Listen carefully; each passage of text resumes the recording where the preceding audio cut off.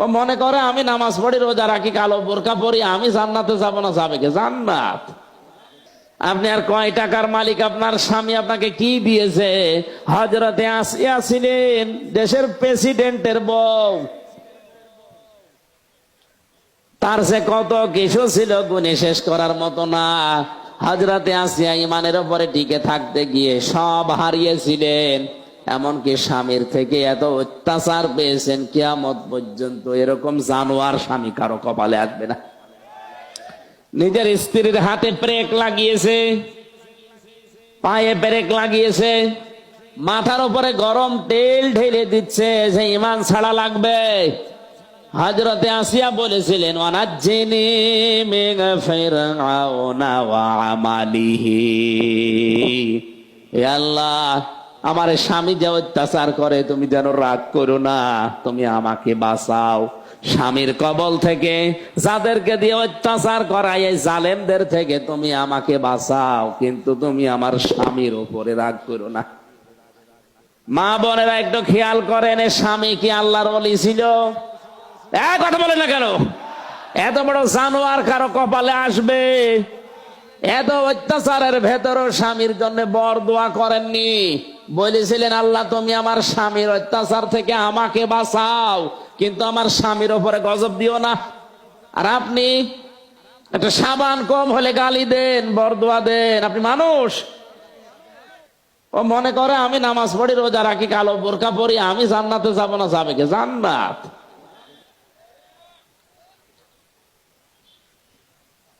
আয়াত শোনার পরে মেয়ে লোক যারা আছে, আমার মনে হয় এখনই বরদোয়া আরম্ভ করেছে যে হুজুর মরুক। না, আমি আপনাদের ভালোবাসি, আপনাদের বাঁচাতে চাই, এই জন্য আয়াতটা বললাম। এটা সূরা তাহরিমের 11-12 নাম্বার আয়াতে আছে। আল্লাহ যেন মেয়েদেরকে আসিয়ার মতো হওয়ার তৌফিক দেন, বলেন আমিন। ভয় করো ওই দিনকে, যেদিন সবাই আল্লাহর কাছে ফিরে যাবে।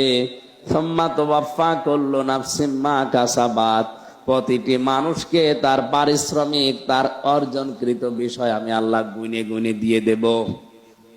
আপনি যা করেছেন, আমার এই 33 বছর বয়স, আমি যা করেছি, এখন যদি মারা যায়, আল্লাহর কসম, কোরআনে কারিমের আয়াত আমার 100 ভাগ বিশ্বাস আছে, আমি যা করেছি ঠিক ওইটাই আল্লাহ আমার হাতে তুলে দেবে। বলেন তো, ওইটা যদি এখনই তুলে দেয়, আর আমি যদি পড়তে আরম্ভ করি, আমার তো এমনও লেখা আছে যেটা পড়ে মানুষকে শোনানোর মতো না। কথা বলে না কেন? আমরা নিজেদেরকে এই মুহূর্তে আল্লাহর ওই দিন আসার আগে পরিবর্তন করি, বলেন আমিন।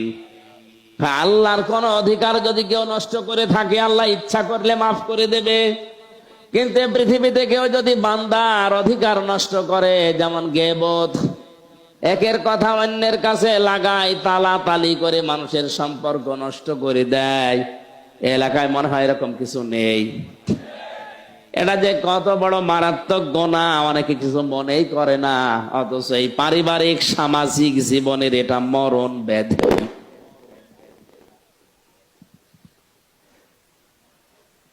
কান খাড়া করে শোনেন সিরাজগঞ্জবাসী, এই দুনিয়াতে কেউ যদি কারো পেছনে লাগে, তাকে অপমান করার জন্য, তার সম্মান নষ্ট করার জন্য, তাকে ছোট করার জন্য, হেয় করার জন্য, যতদিন পর্যন্ত আপনি এই অপরাধ থেকে নিজেকে না বাঁচাবেন, তাওবা না করবেন, আপনার সহ এলাকার মানুষের দোয়া কবুল বন্ধ হয়ে যাবে।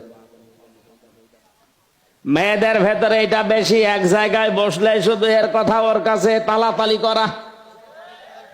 নাকি বেশি বলে ফেললাম?